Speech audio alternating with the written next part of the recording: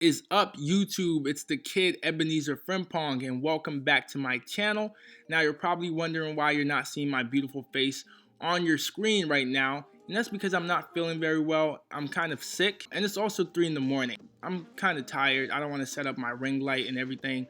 So for this video and the next 2 or 3 videos, they're all going to be screen recordings. But don't worry, you're not going to miss my face for too long because I will be back on camera very soon. Now, before we get started, this email account is new. I had to create a new demo account, demofrimpong1@gmail.com. Now, if you watched the last video, the demo account I created was demofrimpong@gmail.com. The reason why I had to create a new one is because when I created that first one, I accidentally set the birth date as someone who was under 18. And if you're under 18, Google will not let you create a Google Merchant Center account or a Google AdWords account. So keep that in mind. If you're under 18 and you're setting up Google AdWords and Google Shopping for your Shopify store, make sure you set the Gmail age above 18 or above. That's something to keep in mind. So without further ado, let's get started. And this video is about how to set up Google Merchant Center. Google Merchant Center is basically the home for your shopping feed, your Google Shopping feed. When you create your Google Shopping ad inside of Google AdWords will take the information from your Merchant Center to run that ad, right? So Merchant Center is very, very important. In this video as well, we will also set up your Google Shopping feed within Shopify because Merchant Center needs to take the information from your Shopify store into Merchant Center. So we'll set that up as well in this video. So let's get started. So the first thing you're going to want to type in is Google Merchant Center. Click that first link, click sign up. So let's get into it. Where's your business located? The United States for me. What's the name of your store? Frim Alley. Oh, something I forgot to mention. I went ahead and transferred the Google Analytics account that we created in the last video into this account and deleted the old one. So the Google Analytics tracking tag is still the same. So back to this. Frim Alley is the name of our Shopify store. What's your website URL? That's going to be this right here. Copy that because I don't have a custom domain for this demo store, and I probably won't set one up for it either. Now, if you have a custom domain, right, let's say this was frimalley.com, do not use the My Shopify one for setting up your store, setting up your Merchant Center. Go ahead and put frimalley.com. Put whatever your custom domain is for your website URL. So in this case, we're going to put the My Shopify link. Make sure it has this little HTTPS. Make sure it has that when you put your URL in. If you're selling adult products, make sure you check mark this box. If you don't, your Merchant Center account might get disapproved. Uncheck these. Continue. Yes, I agree to the above terms and conditions. Continue. Now, Google wants you to verify that you actually own this website. And they give you a couple of different options. This one is the most common one, the HTML file. But this is the one that for us, we're never going to use this one. So you're just going to hide that one and you're going to go to this one, HTML tag. You're going to copy this. Copy. You're going to take it to your Shopify store. Go to Online Store. Actions. Edit Code. Go to theme.liquid. See, I already did an example, but it's going to go right here. Normally you're not going to see this tag there already. So you're just going to go right under head, Command V, and then you're going to save. I'm just going to go ahead and delete this extra one here. So this is what it's going to look like. And you're going to hit save. You're going to come back here and then hit verify. The reason why this message came up is because of the old demo account created. Normally you're not going to see this, but continue. You're going to hit finish. So now we're inside Merchant Center. This is what Merchant Center looks like. Now, once you're inside, you're gonna want to set up a couple different things, right? You're gonna want to set up your tax and your shipping. So we're gonna start with tax. Personally, I just go to configure tax and set up a nexus. And I go to new state. I live in Ohio. Manual. And it's 7.5% here. And then I hit save. Now, the easiest way, of course, would just go to configure no nexus for all states. What a nexus is you collect tax on all the products that ship to the state that you own and operate your business in. Right? That's what a nexus is. I live in Ohio, so all orders coming into Ohio, I would have to collect sales tax on and pay that every 6 months here. If you don't live in the country, this one would work fine. And then just hit save. Now we're gonna go to shipping. My strategy when it comes to shipping, especially when I'm drop shipping from AliExpress, it's usually free shipping. So I would just do free standard, can't spell, free standard shipping. Select service area, it's gonna be United States. Transit time. Now, when it comes to transit time, I never actually put in here 12 to 20 days when I'm drop shipping from AliExpress. I always do 2 to 7. Let's say me and another dropshipper are selling the exact same product and we're both running shopping campaigns, right? If that dropshipper has 12 to 20 days set for their transit time and I have 2 to 7, my ad typically shows up before theirs, right? Google puts my ads first. The customer usually doesn't see the transit time, so this doesn't actually matter. But I believe the reason why Google does that is because they're trying to show your ad first, because if your price and everything else looks good, they'll show your ad first because the customer is more likely to get their product faster. So in here, always put 2 to 7 or 3 to 5, but never put the 12 to 20 days. And it doesn't matter because the customer doesn't see this. The customer's gonna see the shipping policy that the customer is gonna see is the policy that's on your website. So on to the next one, advanced settings, minimum order value. You can set up holiday shipping cutoffs. This is actually something that's fairly new. Okay, and then now you'll put the actual shipping rate in. All products, shipping rate name, free standard shipping. Create a single rate for all orders, fixed rate, 0. If you have shipping based on weight or anything else like that, you can set that all up in here. If you do have a shipping multiple dimensions set up, which is like order price, weight in kilograms, weight in pounds, number of items, all that will show up if someone clicks more details on your ad instead of directly clicking it. And what I mean by more details is this, right? Say electric bike, right? So here they don't see the transit time. They see free shipping, no tax, free shipping, 37% price drop, whatever. But if the person is on the actual shopping page, right? If they click this, it doesn't take them directly to the landing page or to the store, right?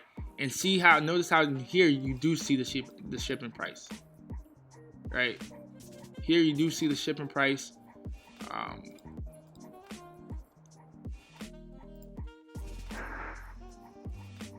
So that's that, right? So if you have all this set up, this transit time does show up. And the page, when you're running your campaigns, the page that you're trying to show up is right here. Because most people do click the shopping tab and go directly to shopping, but a majority of people will probably click the ones that are right here first. So this is where you want to be. You want to be on this little scroll wheel right here. Okay, so continue, save. Now we have standard shipping set up, taxes set up. Everything looks good here. Now you're gonna go into Shopify. You're gonna go to the app section, visit Shopify App Store, Google shopping. I'm a creature of habit. This is the one I've always used, so I continue to use this one. You're gonna hit get, add sales channel. We're gonna go here. Just generate all these. Generate sample. Save. Okay, add contact information. Okay, so this one is very, very important. This contact information one is extremely, extremely important. So Google may suspend your account if your online store doesn't include two of these contact methods: a mailing address, a phone number, and an email. So what you're gonna do, you're gonna go to your pages. Add a page. Look, actually I already added one. Perfect. Customer service, you just need 2 out of the 3. You just need either a phone number and email, or phone number, email, and an address. Now, typically, this is not what I'll set it up as. It's not going to be all bland looking like this. But for this tutorial purposes, customer service phone number, that number is made up. That's not my phone number. Support email, so make it Demo Frimpong 1. And a mailing address. This is all Google wants to see when they check your store. Make sure you have your contact us page in your footer, so when Google examines your store, they can see it and double check easily. If you're using a contact us app like the pop-up and you don't have this still set up, Google will still disapprove you. So you need to actually have a page set up in your footer. They don't care about the pop-ups. They don't care about your pop-up having to contact us and having a phone number. Okay, they want it on a page like this. So let's go back to Google Shopping. So view details. Yes, I've added contact information. Now we have to add a valid payment provider. I don't believe I have to set it up. I just have to add one. Shop phone number. Go back to online store. Preferences. No, shop phone number is under general. From Ali 614-500. 9090.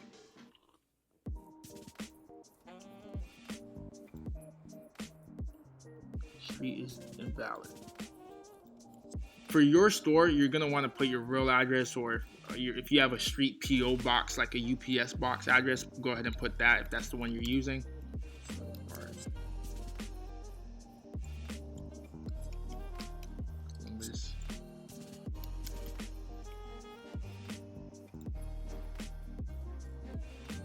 Okay, so now we're good. So back to Google Shopping. Add a provider.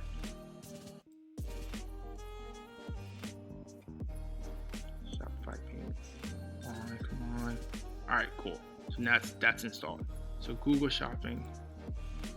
Okay, so this most likely wants me to fill this out. I really don't want to set up anything.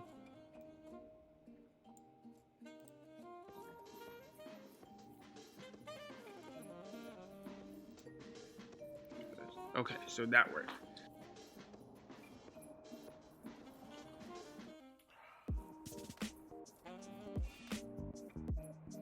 So now you're gonna connect your Google account. And we already have one set up, Demo Frimpong 1, allow. And we have our Merchant Center ID in here. So target market option determines where your shopping ads will appear. Our target country is the United States.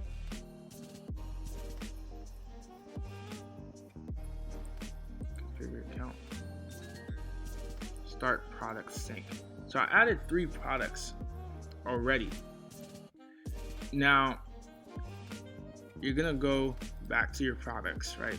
When you're naming your products, this is what you need to do. So here you see this long name. I chose 3 random products, by the way. So it's a military camping hiking bag, right? So come down here, edit website SEO. So what you're gonna do is you want your SEO page title to be the most descriptive title you could come up with. For example, I would do military grade 600D fabric outdoor shoulder hiking, outdoor tactical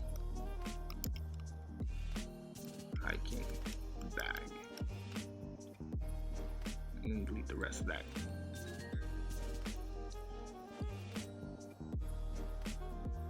Alright, and then here you can just do, you could copy the same thing. You could copy your exact same SEO title that you made here and use it up here as well. If you want a cleaner looking store, if you want your titles to look cleaner and not as long on your store, you could just say military grade tactical hiking bag. So now it looks cleaner. What's gonna happen is when you set up your shopping campaign, you're gonna actually have it pull this title, right? Because the way shopping campaigns work is there's no keywords. So Google examines product titles and your product descriptions. And then your ad triggers based on what your title says, your product title says, and the product description. So if someone types in tactical hiking bag, there's a very high probability that this shopping ad for this product will show up. So you want your titles to be very keyword rich and your descriptions to be very keyword rich as well. My website title is usually simpler compared to my search engine title. So military grade 600D fabric outdoor shoulder tactical hiking bag.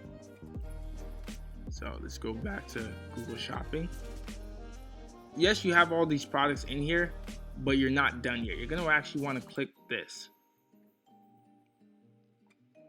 and get this Google Shopping to pop up. So this product, for every AliExpress product, for 99% of them, you're going to put this as a custom product. You're always going to check mark this, because if you don't select this, your feed will get disapproved. Because Google wants a UPC code and stuff like that, but you don't have that. It's an AliExpress product. You don't have any of that information. So always make sure it's set as this is a custom product. This is the part where people mess up. So let's say your store is in the sports outdoor niche, or for example, the military products niche, the tactical hiking bag niche or whatever, right? What people do is they'll set their product category very general. So let's say this is a hiking bag, right? You have to select your product category, and Google wants you to click that blue link and just go to the full thing. But this one isn't very detailed. So what I normally do is just do this, Google product categories.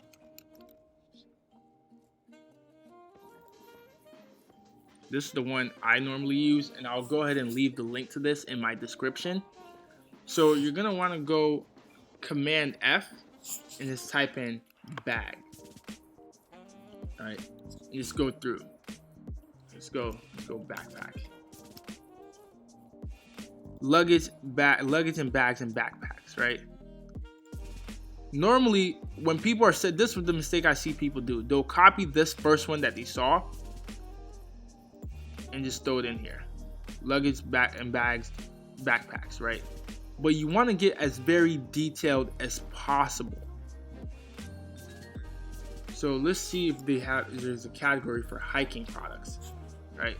Boom, there is a category for hiking products. You want to get very, very niche detailed. And a great way to find the most niche category possible for your product is actually, if you go back to Oberlo, or just go to the product page in Shopify, not Shopify, in AliExpress.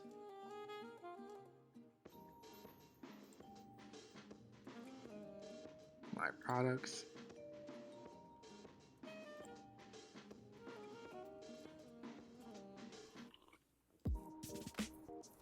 This is the product category right here, and this is where the niches of it all, climbing bags. So let's see if Google has one. So climbing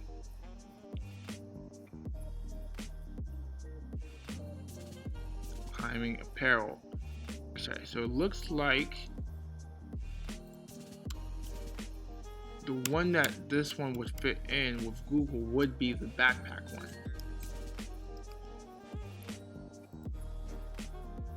You're gonna copy that. Here, Google Shopping.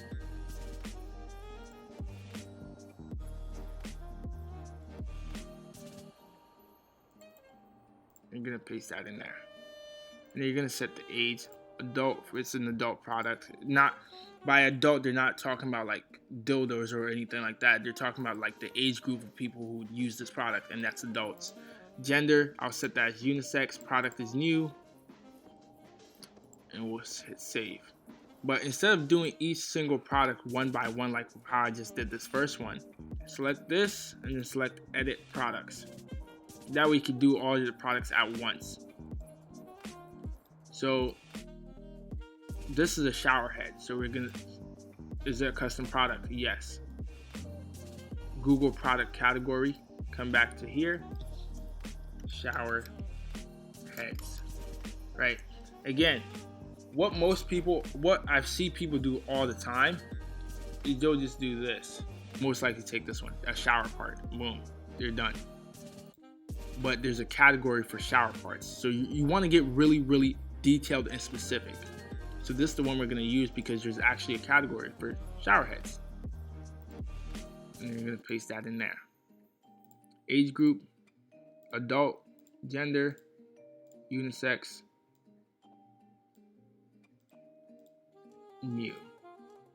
You can actually skip all the custom labels. They're not important at all. You can skip those, scroll down, and repeat the process. So true.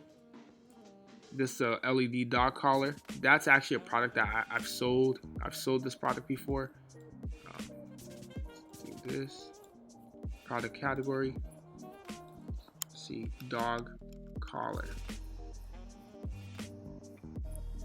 Okay, so there's not one for dog collars. But let's see, in dog supplies.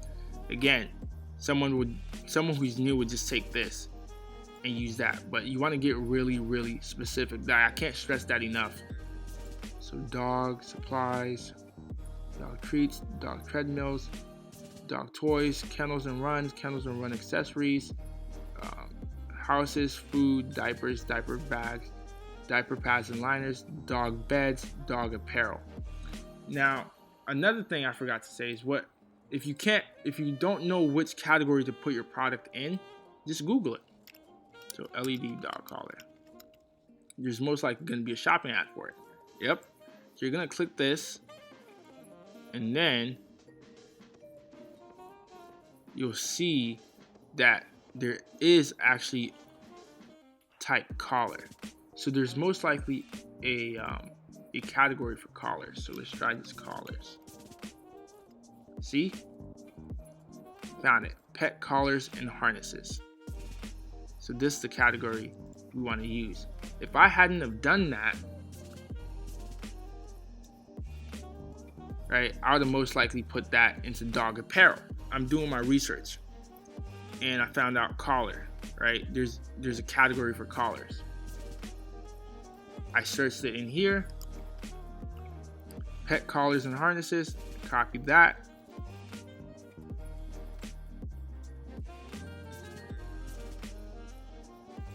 Paste it in here.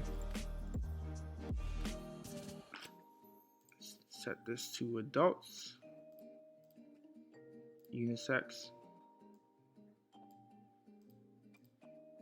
new, and then save. Now we're going to go back and rename these products. So for this one, we'll do 5 function water saving shower head. 5 function water saving rainfall round. Let's do round. Water save 5 function rainfall. We could insert rainfall up here. Rainfall 5 function water saving round shower head. here we could just put, we could just do rainfall, just do 5 function shower head, or you could just use the exact same thing here from your SEO title and just use it up here. But if you don't want it to be super long, you could just use this 5 function shower head. Save. And LED dog collar.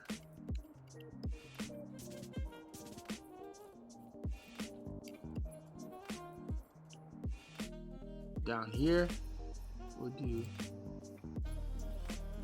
nylon LED dog collar with night dog safety. Save.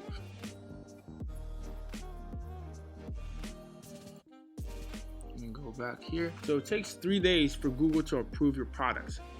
And when your products are getting approved, you'll see the status here.